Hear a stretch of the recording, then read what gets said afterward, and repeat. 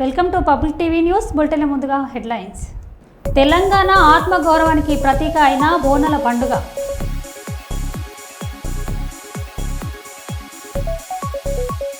దొంగల హల్చల్, 5 లక్షల సొత్తు చోరీ.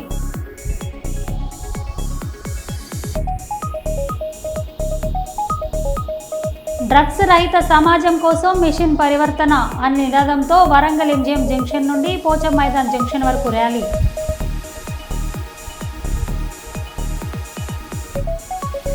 విజయవాడలోని మురళి ఫ్యార్చునర్ హోటల్లో ఆంధ్రప్రదేశ్ టూరిజం కంక్లేవ్ టెక్ AI 2.0 కార్యక్రమం.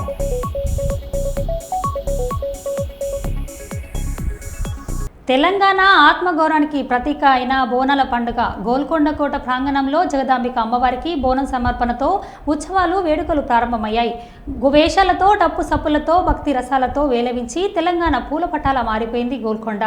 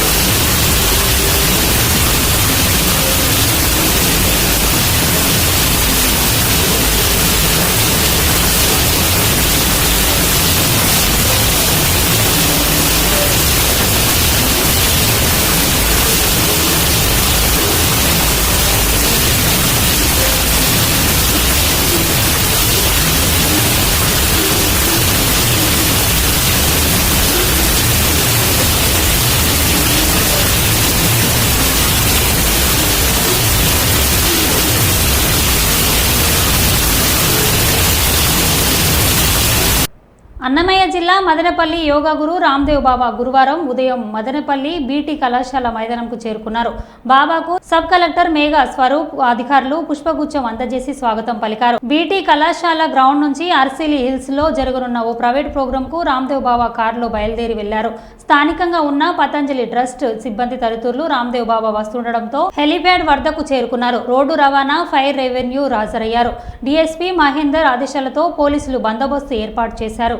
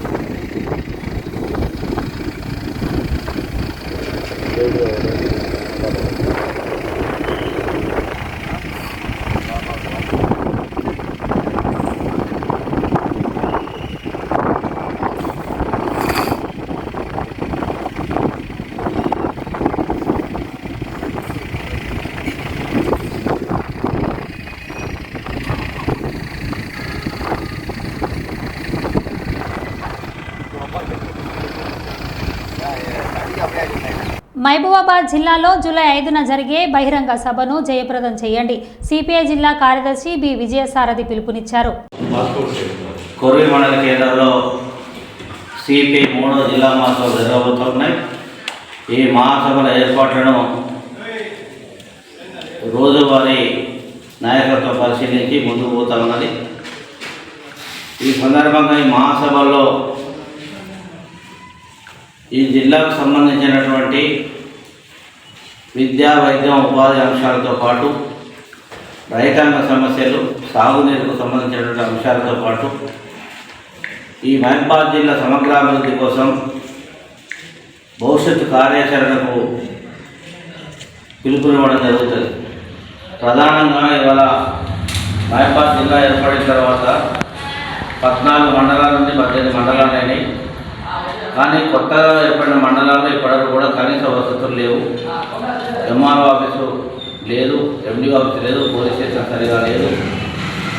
ప్రభుత్వ కార్యాలయాలు ఇవి ఈ రోజు వరకు కూడా ఇంకా పూర్తి కానటువంటి పరిస్థితి ఉంది. స్థలం కూడా కేటాయించినటువంటి మండలాలు కూడా చాలా ఉన్నాయి.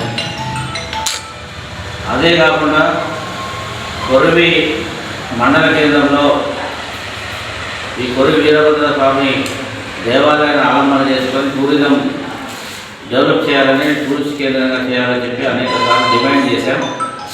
ఈసారి ఈ ప్రభుత్వం మీద ఒత్తిడి తీసుకురావడం కోసం భవిష్యత్ కార్యాచరణ ఉండబోతుంది. అదేవిధంగా మున్నేరు, ఆకేరు లాంటి చిన్న నీటిపారుదల నుండి మన ప్రాంతానికే నీళ్ళు వచ్చేటువంటి విధంగా ప్రాజెక్టుల కోసం పోరాటం జరుగుతుంది. సీతారామ ప్రాజెక్టు ఎక్కడ మనం దమ్ముగూడలో ఉన్నటువంటి సీతారామ ప్రాజెక్టు మన దగ్గర గార్ల మీద నుండి పాలేరు పోతాము. కానీ గార్ల మండలం లేదా బయ్యారం మండలం డోర్నక నియోజకవర్గానికి నీళ్లు రావట్లేదు. పైపు లైన్ ద్వారా పైకి వెళ్ళిపోతాం. ఇది ఒక దుర్మార్గమైనటువంటి పరిస్థితి. గతంలో అనేక సార్లు చెప్పడం జరిగింది పార్టీగా. కానీ ప్రభుత్వం ఇప్పటికి కూడా ఆ డిజైన్ మార్చి రీడిజైన్ చేసి మనకు ఇవ్వాల్సినటువంటి నీళ్లు మన వాడ మనకు ఇవ్వాలి. తెలంగాణ ఏర్పడిందే నీళ్లు, నిధులు, నియామకాల కోసం. నీళ్లు, నిధులు, నియామకాలు ఆ నీళ్లకు సంబంధించి గత పాలకవర్గం 10 ఏళ్ల విధ్వంసంలో ఒక కాళేశ్వరం కట్టి ఎకరాకు నీళ్ళు ఇవ్వకుండా 1,00,000 కోట్లు ఖర్చు పెట్టారు. చిన్న నీటి వనరులను వాడుకోవాలని చెప్పి పదే మన పార్టీ చెప్పినప్పటికీ పెడచేయడం పెట్టాను. ఈ సర్కారుకు విజ్ఞప్తి చేస్తా ఉన్నాం. ఈ అంశాలన్నీ కూడా మన యొక్క జిల్లా మహాసభలో చర్చించి తీర్మానాలు చేసి భవిష్యత్తులో కార్యాచరణ ఉద్యమ రూపానికి తీసుకెళ్లాల్సి వస్తే ఉద్యమ రూపానికి తీసుకెళ్లడం కోసం ఈ మహాసభలో నిర్ణయం తీసుకుంటారు. అదేవిధంగా పార్టీ విస్తరణ, వచ్చేటువంటి స్థానిక సంస్థలు గెలుపు కోసం ఈ 3 అంశాల ప్రాతిపదికన మీద జిల్లా మహాసభలు జరుగుతున్నాయి. ఈ జిల్లా మహాసభల జయప్రదం కోసం ప్రతి ఒక్క కార్యకర్త, నాయకుడు, మన అభిమానులందరూ కూడా సహకరించాలని చెప్పి ఈ సందర్భంగా విజ్ఞప్తి చేస్తాం. పశ్చిమ నియోజకవర్గ అభివృద్ధిలో భాగంగా నేడు వరంగల్ పశ్చిమ నియోజకవర్గం శాసనసభ్యులు నాయని రాజేందర్ రెడ్డి, నగర mayor Gundu Sudharani, greater Warangal municipal corporation commissioner Chahat బాజ్పాయ్తో కలిసి 31వ డివిజన్ అంటర్ రోడ్లో వాసవి కాలనీ మరియు గాయత్రి కాలనీలలో 88.73 లక్షలతో నూతన అంతర్గత రోడ్ల నిర్మాణ పనులకు శంకుస్థాపన చేశారు. తోలుత ఎస్సీ కాలనీలో మంజూరు చేసిన ఇంద్రమ్మ ఇల్లు నిర్మాణాలకు శంకుస్థాపన చేశారు. ఈ సందర్భంగా ఎమ్మెల్యే మాట్లాడారు. రేపు 2 రోజులు అయిపోతాయి. రేపు కాకుండా మాకు మరోసారి 4 పెట్టుకున్నాం. ఇంకో బ్యాచ్ రేపు 700 రేపు ఇచ్చేయండి.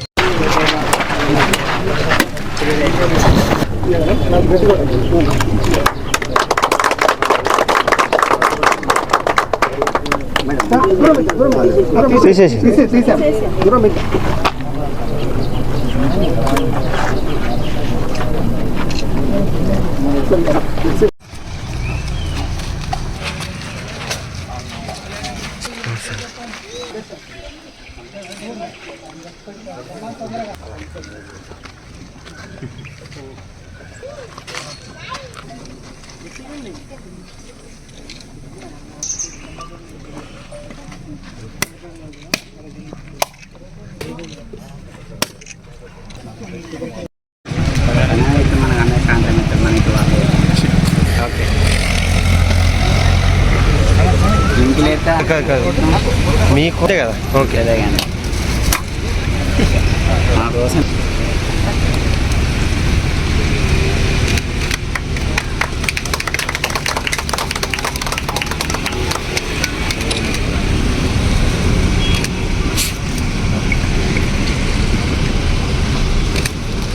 మరి అందరు పెట్టుకున్నారా ఇండ్లు అందరికి వచ్చినాయా అందరికి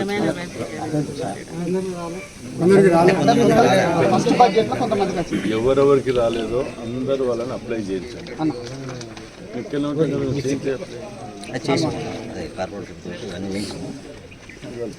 రోజు సాయంత్రం కూడా ఒక గంట తిరుగు ఎవరెవరికి రాలేదు గజాలలో 1-2 గజాలు అటు ఇటు ఉన్నా దాన్ని చూసి ఇచ్చినట్టు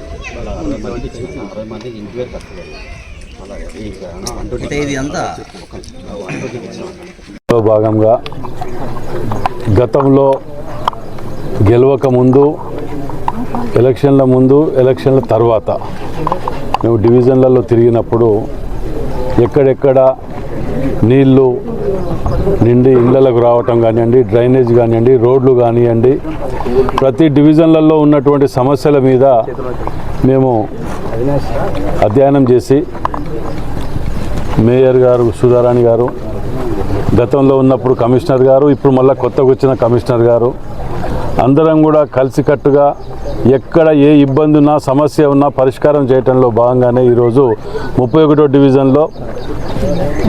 డివిజన్లో మేము రోడ్లు డ్రైనేజీలు ప్రారంభోత్సవానికి రావడం జరిగింది. అదేవిధంగా ఇందిరమ్మ ఇండ్లు ముగ్గు వేయటానికి రావడం జరిగింది. మరి ముఖ్యమంత్రి రేవంత్ రెడ్డి గారు ఏ మారుమూల ప్రాంతమైన ఎక్కడ ఏ గ్రామం ఉన్నా వెళ్ళి వాటిని సందర్శించి ప్రతి దాంట్లో కూడా శ్రద్ధ తీసుకొని హాస్టల్స్ కాడికి వెళ్ళి మొదలు పెడితే ప్రతి దాంట్లో కూడా శ్రద్ధ తీసుకొని వాటికి డైట్ ఛార్జెస్ పెంచడమే కానివ్వండి, ఏకం చేయకుండా వాటిని ఫుల్ఫిల్ చేయడానికి మేము తిరుగుతున్నాం. అందరం కూడా కలిసి ఒక టీం వర్క్గా ఎంపీ గారు కానివ్వండి, కలెక్టర్ గారు కానివ్వండి, సిపి గారు కానివ్వండి, కమిషనర్ గారు కానివ్వండి, అందరం కూడా కలిసి నియోజకవర్గాలలో జిల్లాలో ఏ సమస్య వచ్చినా అందరం కలిసికట్టుగా పోరాటం చేయడానికి మేము మరి ముందుకు వెళ్తున్నాం. పట్టణ అభివృద్ధికి పూర్తి స్థాయిలో కృషి చేస్తున్నాం. కానీ ప్రజలు కూడా కృషి చేయవలసిన అవసరం ఉన్నది. కొన్ని దిక్కుల ఇబ్బందులు వస్తాయి. ఇబ్బందులు వచ్చినప్పుడు ఒకరిద్దరు గురించి 90 మందిని 98 మందిని మనము ఇబ్బంది పెట్టలేం. కాబట్టి అట్లాంటి వాళ్ళకు కూడా మనం సహకరించవలసిందిగా పట్టణాభివృద్ధికి పూర్తిగా సహకరించాలని విజ్ఞప్తి. కాంగ్రెస్ పార్టీ రాష్ట్ర ముస్లిం మైనారిటీ సెల్ రాష్ట్ర ఉపాధ్యక్షుడిగా కర్నూలుకు చెందిన పగిడాల హనుమనులను నియమించడం సంతోషంగా ఉందని కాంగ్రెస్ నేత మాజీ ఎమ్మెల్సీ సుధాకర్ బాబు తెలిపారు. కర్నూలు జిల్లా కాంగ్రెస్ పార్టీ కార్యాలయంలో ఏర్పాటు చేసిన విలేకరుల సమావేశంలో ఆయన నూతనంగా నియమించిన హనుమనుల్లాకు నియామక పత్రాలను అందజేశారు. ఈ సందర్భంగా సుధాకర్ బాబు మాట్లాడారు.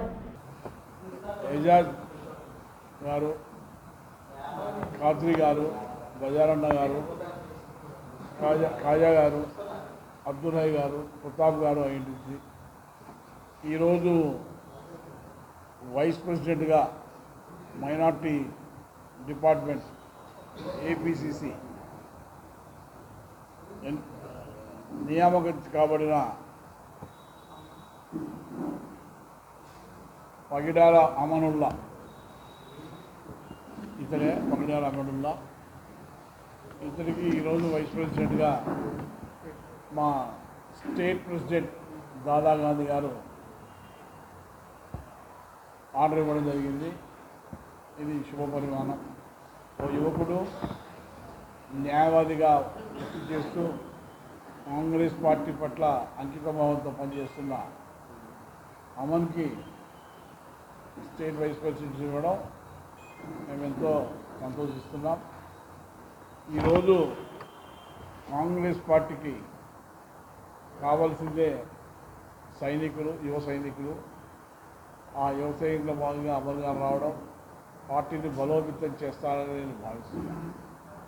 ఈరోజు ఈ దేశానికి పట్టిన చీడ ఈ బీజేపీ పార్టీ మతత్వవాదంతో, కులతత్వవాదంతో దేశాన్ని భ్రష్టు పట్టిస్తూ మన దేశంకి మర్యాద లేకుండా చేస్తూ వాళ్ళ అధికారం కోసం మాత్రమే వాళ్ళు ఇక్కడ పాలన సాగిస్తున్నారు. ప్రజాపాలన సాగించడం లేదు. మీ అందరికీ తెలుసు, మొన్న జరిగిన పహల్గాం దాడి గొప్పలు చెప్పుకొని విర్రవీగుతూ ఊరేగింపు చేశారు. విజయాత్ర. నేను ఈరోజు అడుగుతున్నా, ఆ దాడి చేశాం ఈ దాడి చేసాం ఉన్నాను. పహల్గాం దాడిలో పాల్గొన్న ఒక్క ముర్కషునైనా పట్టుకున్నారా? వాడిని చంపినారా? చెప్పండి. ఒక్కటి కూడా పట్టుకోలేదండి.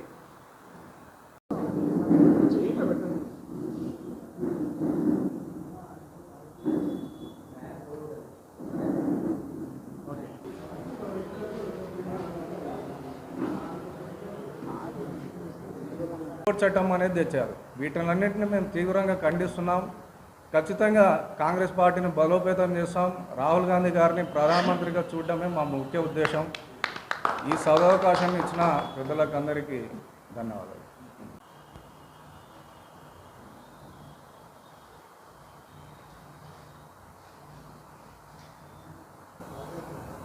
వైస్ ప్రెసిడెంట్గా మైనార్టీ గోదావరిఖని చౌరస్తా ప్రాంగణంలో రోడ్డు వెడల్పు, షాపింగ్ కాంప్లెక్స్ నిర్మాణంలో షాపులు కోల్పోయిన వారికి ప్రత్యామ్నాయంగా కల్పించిన స్థలాల్లో ఆ షాపుల యజమానులు వేసుకున్న షెడ్లను సోమవారం మున్సిపల్ అధికారులు కూల్చివేశారు.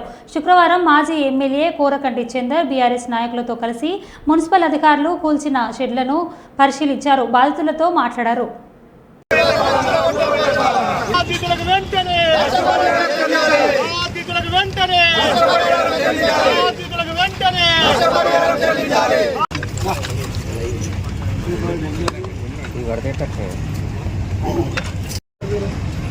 మేము నెల దాటిపోయింది. సురువు చేసి నెల దాటిపోయింది. మిమ్మల్ని అంటే అసలు ఎమ్మెల్యే భార్య వాళ్ళు నాయకులు చూపించారు, వాళ్ళే చూపెట్టారు. మళ్ళీ సాఫ్ చేయించింది కూడా వాళ్ళే నాయకులు సాఫ్ చేయించారు. చాలా సంతోషం. మా కుర్చీలు టేబుల్ కూడా వలిగిపోయాయి. అంటే మీరు ఈ నెల రోజులు కట్టుకున్నప్పుడు ఎవరైనా అధికారులు వచ్చిండ్రు? అందరు వచ్చారు, చూసారు, పోయారు. మున్సిపల్ వాళ్ళు కూడా వచ్చారు, సింగరేణి వాళ్ళు వచ్చారు. వాళ్ళందరి దగ్గరికి పోతే ఏమన్నారు అంటే, ఎమ్మెల్యే దగ్గరికి పోతే ఏమన్నారు, అమ్మకి కలిసి ఎమ్మెల్యే గారు చూసుకుంటారు బాగున్నాను. ఎమ్మెల్యే గారిని కలుద్దామని ఆలోచనకుంటున్నాం. అయితే ఆయన వస్తలేదు. రేపు వస్తారు కావాలి, రేపు వస్తారు అని చెప్పి ఇన్ఫర్మేషన్ ఉండడం వల్ల సరే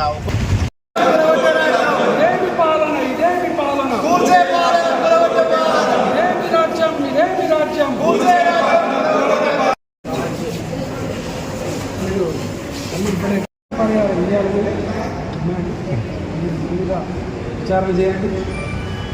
వీళ్ళకి వెంటనే వాళ్ళకు ప్రత్యామ్నాయ స్థలాన్ని కూడా చూపెట్టాలి. ప్రత్యామ్నాయాన్ని చూపిస్తామంటేనే అప్పుడు వాళ్ళు డిమాండ్ చేయడానికి ఆ ప్లేస్ నుంచి వాళ్ళు ఆక్యుపై చేసుకోవడానికి అనుమతి ఇచ్చింది. వాళ్ళకు అంబేద్కర్ మంచి ఫోటో. అసలు రామగుండంలో ఏం జరుగుతుంది? ప్రతి ఒక్కరూ అయోమయంలో. ఈరోజు చిరు వ్యాపారస్తులు అందరూ కూడా అసలు మా దుకాణం ఎప్పుడు కూర్చుతారు, మేము ఎప్పుడు రోడ్డు మీద పడతామో అనేటువంటి భయాందోళనలు ఎలా కల్పిస్తున్నటువంటి సందర్భం ఈ యొక్క ప్రజాపాలన కాంగ్రెస్ పాలనలో ఈ గోదావరిఖని రామగుండంలో జరుగుతూ ఉన్నది. సుందరీకరణ పేరిట, రోడ్ల వెడల్పు పేరిట జరుగుతున్నటువంటి యొక్క దారుణ కాండ అసలు ఎవరు దీనికి బాధ్యులు కూడా అర్థం కానటువంటి పరిస్థితి. రోడ్లు వెడల్పు చేస్తున్నామని చిరు వ్యాపారస్తులను పట్టుకుని దుకాణాలు నడుపుకునేటువంటి వాళ్ళు. మంగళ షాపు తిరుపతి ఎలా ఇది కూరగొట్టి అనగానే హాస్పిటల్లో పడ్డాడు పాపం ఆయన. ఇట్లా 12 షాపులు ఇలా ఒక్కొక్కరు ఇలా హోటల్ అయినా 3.5 లక్షలు ఖర్చు పెట్టిండట. అసలు ఏం జరుగుతుంది? ఎవరికి నష్టం జరుగుతుంది? అసలు వీళ్ళ మీద మీకు కక్ష ఏంది? ఓటేసినటువంటి ప్రజలకు సహాయం చేయాలి కానీ ఈ కక్షతోని వాళ్ళకున్నటువంటి వ్యాపారాన్ని రోడ్డు మీద పడేసి వాళ్ళకు నోట్లో ఉన్నటువంటి అన్నాన్ని తినకుండా చేసేటువంటి ఆలోచన ఏంది?